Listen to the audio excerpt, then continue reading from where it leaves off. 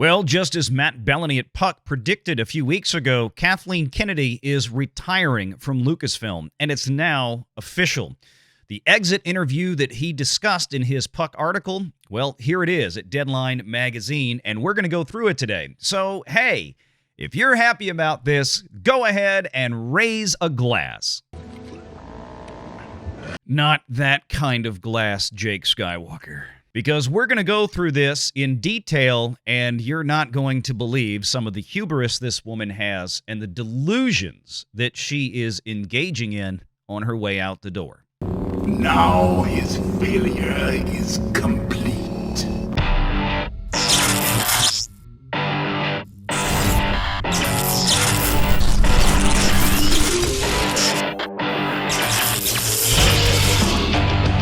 Renegade Online. Well, folks, welcome back. Another great day here at Valiant Renegade. It's good to see all of you out there once again. And if you are like one of the many watching this video, not yet subscribed to this channel, please take a moment and turn that little red subscribe button to gray. Hit that like button, hit that notification bell, share this sucker out on the social medias, and of course, please do leave a comment before you head out the door today. Make sure to join us right here at 6 p.m. Eastern on Sundays for the live show, especially don't miss the one today. A shift in the force for Lucasfilm's Kathleen Kennedy. The exit interview here at Deadline Magazine, scripted by Mike Fleming Jr.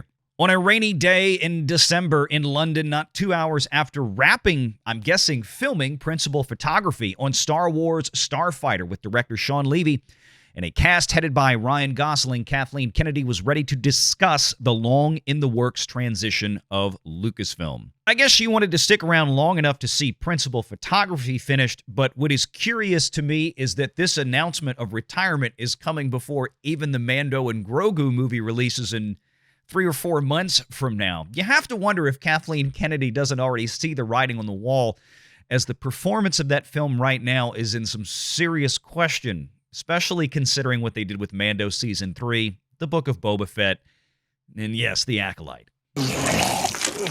She's handing the reins to her longtime lieutenants. The Disney division will be run by Chief Creative Officer Dave Filoni, and on the business side, Lin-Win Brennan, sharp Welsh executive who has been Lucasfilm Executive VP and General Manager after 16 years at Industrial Lights and Magic. And that's one of the things that we've been long discussing, that Kathleen Kennedy really has not been running the day-to-day operations of Lucasfilm for quite some time. That has indeed been Lin-Win Brennan. And this 2-year transition, this long-in-the-works transition, and we're about to get to the interview here, really makes you kind of curious as to, well, this is probably what has precipitated so many rumors over the last several years about Kathleen Kennedy's departure from Lucasfilm that is just happening now. This has been an ongoing process. In fact, if you go back 2 years ago at this point, that's basically when Bob Iger was just getting his feet wet again, coming back in following Bob Chapek. There was rumor that Chapek was looking to maybe make some changes at Lucasfilm. So some of these things that we've heard over the years, I guess we can put a grain or two of salt into them, and understandably so now, considering this has, in fact, been in the works this whole time. Kennedy has been getting them ready for a couple of years as she plotted a return to her first love, producing. What the hell has she been doing the last 14 years, if not producing? Well, I mean, okay, I get it. She's been making some creative input running a studio, and we all know how that turned out. Power 1, the power 2, the power... Done.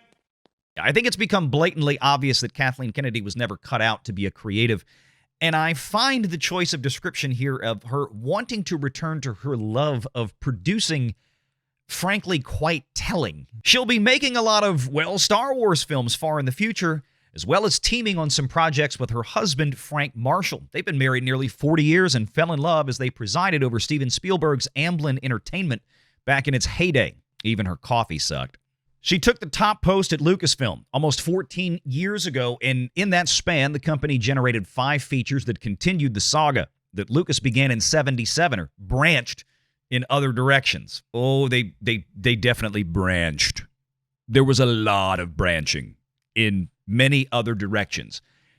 And none of those directions was Star Wars. Those Disney films had a global box office of $5.9 billion. The first, Star Wars The Force Awakens, became the highest grossing film ever in North America with $936 million stateside. And it became one of only 7 films to cross $2 billion globally. The Last Jedi and The Rise of Skywalker, which completed the trilogy, grossing $1.3 and $1 billion respectively. Right there, since up to this point, there has been a bit of editorializing by this author.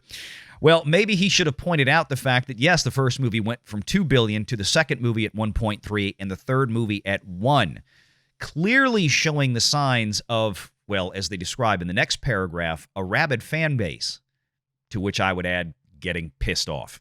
Given the high expectations of that rabid fan base, every development project and creative attachment has gotten high levels of scrutiny, ratcheting up the stress level. But the accomplishments are undeniable. What in the wide world of sports is going on here? Oh, God, I'm not going to make it through this article. I am not going to make it through this article. What exact high level of scrutiny are we talking about here? What was truly scrutinized? Was it being scrutinized from the standpoint of remaining faithful to Lucas's vision? Remember, Bob Iger made it a point to talk about this in his autobiography, that they wanted to get the rights to the treatments that George had made for these sequels, and then decided promptly to throw them in the bin and then go in their own direction, for which George was understandably a bit upset about. What was the scrutiny here? Was the scrutiny making the Force female? Was the scrutiny having no plan as they went from the first to the second to the third film in the Disney trilogy? I'm not exactly sure, but the accomplishments, I do agree, are undeniable. It took a now 40-year-old franchise worth tens of billions of dollars over the course of time in merchandise sales and God knows what else, and absolutely wrecked it. And this one's a peach. The expansion also included 5 animated series. And Disneyland and Disney World attractions, Star Wars Galaxy's Edge, and the evolution of Lucasfilm games.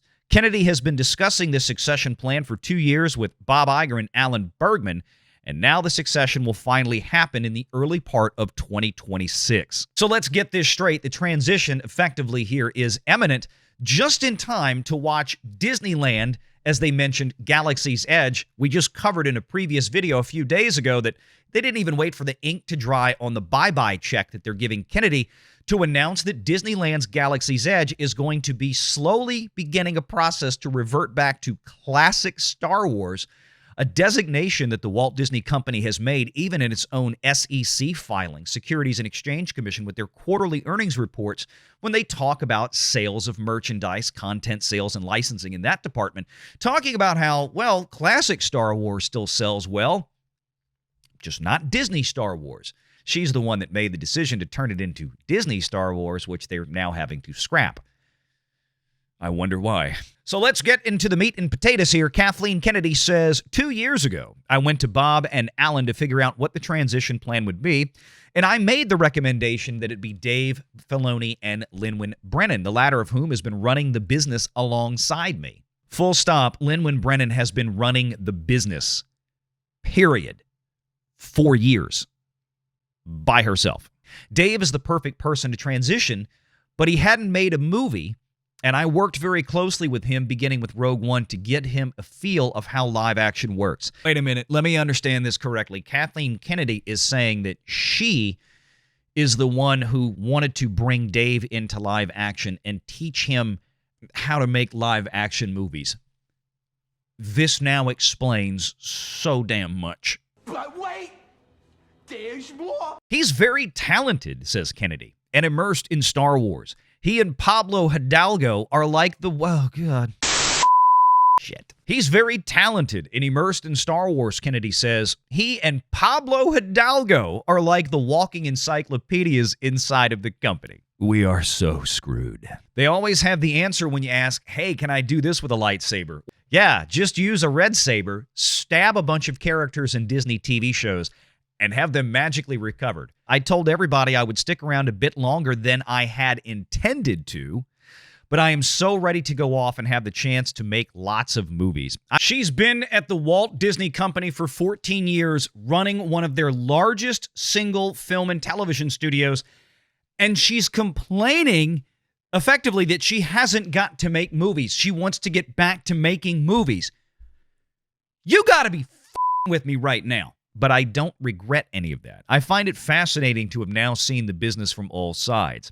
I have a much deeper understanding for how decisions get made and why, and when things seem irrational or whatever. You understand what's leading to that, but my love is of making movies. I just love making things. Really, really wish you wouldn't. Deadline also asks, what have been the highs and lows running a company built on such a beloved IP as Star Wars?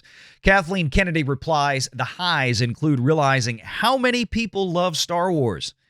The majority of people, and certainly the people that I run into and people outside the business, they love Star Wars. They love the movies. They might love all the shows. They might love some of the shows. But when I came into this, I realized a few things.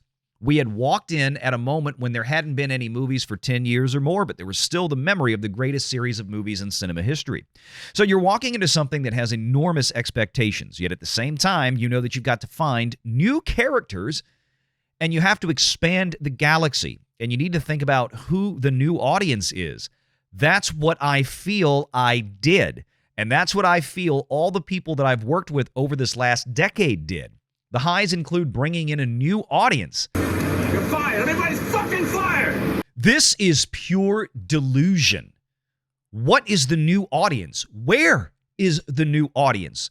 Star Wars shows on Disney Plus routinely have, frankly, some of the most pitiful viewership possible, especially when you juxtapose that against their enormous multi-$100 million a shot budgets. Hell, Andor, the Emmy award-winning Andor or whatever, was one of the lowest performing first or original shows on Disney Plus. The thing cost nearly $800 million to make over the process of 2 seasons. Where is this new audience? Again, we keep reminding folks that random Netflix documentaries showing up on an average Friday pull in significantly higher viewership numbers around the globe than anything Disney has on Disney Plus that is either Marvel or Star Wars. It's not even comparable. Kathleen Kennedy certainly wanted to find a new audience for Star Wars, but was wholly unsuccessful, as evidenced by something this article brought up in the outset of it. The fact that the theatrical releases went from $2 billion on the first one to half of that about 5 years later. How do you judge that as being a success? Again, this is the kind of thing I think that Hollywood lets people like Kathleen Kennedy get away with when the reality is so overwhelmingly obvious. And now, Deadline asks about the lows. Kathy says the lows are that you've got a very, very small percentage of the fan base that has enormous expectations, and basically they want to continue to see pretty much the same thing. Fuck. I'm sorry, again, I cannot believe the outright lies. Or just at this point, she is so deluded and so ignorant of reality that it begs disbelief. Kathleen Kennedy is telling us once again the same old tired line that the people who hate Disney Star Wars are a tiny, small minority of people that are angry on places like X or YouTube or Facebook complaining about it. That's not the majority of quote-unquote Star Wars fans. Again, I ask, where the hell have the Star Wars fans gone then, Kathy? If it's just a small percentage, then why did all the movies continue to turn in worse and worse and worse results? Why is it that viewership on Disney Plus for Star Wars shows have absolutely plummeted into the ground since the end of The Mandalorian Season 2, and you keep spending more and more money on them? Why is it that the merchandise sales for this new audience has never really materialized, at least not for more than a year or two, when the movies were in the theaters fresh? The sales are gone now. The sales fell off for Star Wars, for Disney Star Wars, following The Last Jedi and have never recovered. How about, once again, ask yourself, if it's just a small percentage of the rabid fan base that have such lofty expectations and such complicated requests, like, I don't know, putting Luke, Han, and Leia together in a scene in the first movie when you brought it back to theaters, well, maybe you could explain to me why, once again, Disney Parks is now changing Galaxy's Edge back to classic Star Wars. Maybe you can explain to me why your brand of Star Wars, that according to you represents the majority, the big new audience of Star Wars, had a $500 million hotel in Orlando with only 100 rooms go bankrupt, straight bankrupt in under a year. And who asked you to give us the same thing? But does the same thing really necessitate the eradication of the original characters from the original films, who you still put in there but just didn't put them together? You didn't really make them the heroes. You turned the two men into a bunch of dunces because, let's face it, that's what you wanted. You wanted this to be girl power. You thought that would deliver a new audience. And guess what? It hasn't worked for Marvel either since phases 4 and 5.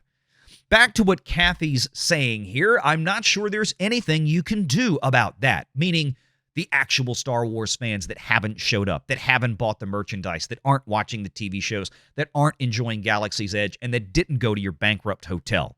Well, you can't please everybody, she says. All you can do is try to tell good stories and try to stick to the essence of what George created. Oh, come on! Quite literally, Kathy did exactly none of that.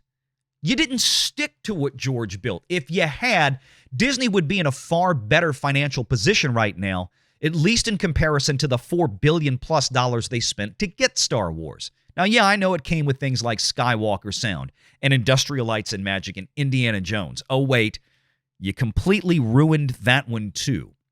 But sticking with Star Wars, it doesn't include the $3 billion that you and Disney invested in those 5 films, both in production and marketing combined.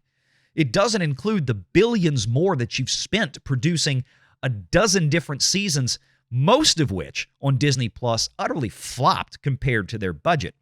And it doesn't even account for the $2+ billion that were spent building out Galaxy's Edge theme parks, one in Orlando and one in California, that didn't even resemble Star Wars. Hell, you haven't even been playing Star Wars theme music from John Williams since the parks opened in there. You did everything wrong. You didn't do anything that George would have done. The whole idea of hope and fun and entertainment in what he's done over all these years, Kathleen Kennedy says, talking of George Lucas, that's what I tried to preserve. Well, Kathy, I guess you can wish in one hand and shit in the other. Let me know which one you fill first. Kathy also says she wouldn't do that any differently, and I wouldn't change anything that we've done over the years. I understand why some people may like certain things more than others, but that's not going to change why I decided to do certain things and why I decided to work with the people that we worked with. This is an absolute bunch of delusional nonsense. This is word salad. It is meaningless. She is just throwing out pablum and platitudes right and left about how she did it the way George did it, and she wouldn't have done anything differently. She's not addressing any of the bad things that actually happened here.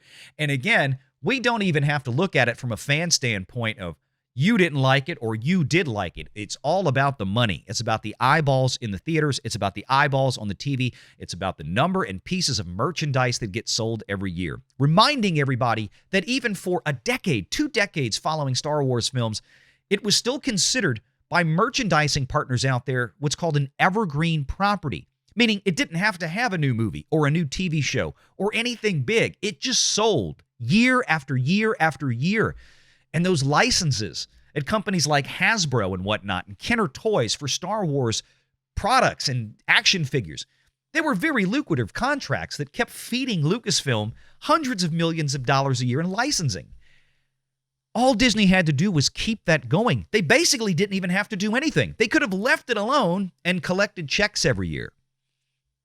But Kathy couldn't do that. And I'm not saying that they should have not made anything new, but what they did make new was a giant mistake, and all of it was a failure. Again, the evidence is irrefutable and overwhelming, and now even Disney is admitting it. Kathy continues, I think everybody that came into the Star Wars space, they love Star Wars, and that was first and foremost important. You want to have people coming into Star Wars and wanting to tell stories and wanting to make movies and wanting to create television shows that you respect and care about. Jon Favreau is completely different than Tony Gilroy. And yet they're both incredibly talented storytellers. I found it thrilling to support each one of them in trying to tell the stories that they wanted to tell. What about the other people that she brought into Star Wars? Remember in the very beginning, all of the women of the Lucasfilm story group? And many of those women, a bunch of angry leftist feminists that quite frankly hated the patriarchy. And that's why the Force went female. And remember how most, if not almost every single one of them, never really grew up on Star Wars, didn't know anything about Star Wars. And when the audiences reacted as one rational person would expect, we got answers like, well, if you don't like my book, don't buy it. I found it thrilling to support each one of them in trying to tell the stories they wanted to tell. That's what I think I do well, she says, and that's what I like to do and want to continue to do. And hopefully that took Star Wars into the next step. We'll see in the long run, but it feels like it did. I feel like we expanded the universe. We brought new audiences in. And I think that's the most difficult thing to do with franchises in general. I told you that bitch crazy. Going back to bragging about bringing in new audiences, who? Weirdo, shipper, Reylo people? How many of those were there? Not that many, apparently. But she doesn't once again address, or at least is deliberately ignoring the fact that she ran off the old 50-year-old white dudes that she didn't think she needed to please anymore. You know, the original Star Wars fans, the one that have spent tens of billions of dollars over decades buying the toys and enjoying the IP. The ones that would bring their children and their grandchildren into Star Wars to keep it going perpetually, generation after generation. No, she's the one that wanted to bring in the new audience and replace the old audience. And now that generational makeup, that generational bridge has been completely burned. Now, there's more to this article and some other pieces, but you get the flavor. And this is Kathleen Kennedy's final middle finger to Star Wars fans on the way out the door. Everything was great. I'm awesome. We did what we set out to do. The people who didn't like what I did was a minority of people. Never mind all of the overwhelming evidence and facts that run in the complete contrary direction to what I'm saying. Don't believe your lying eyes. Believe me, the queen of Hollywood. And no, I really don't care that it burned to the ground. No, I don't care that you didn't like it. And no, I don't care that it's cost billions of dollars of, well, revenue that Disney should have had if they'd done this right. Make sure you're subscribed to Valiant Renegade and join us every Sunday at 6 p.m. Eastern for the live show.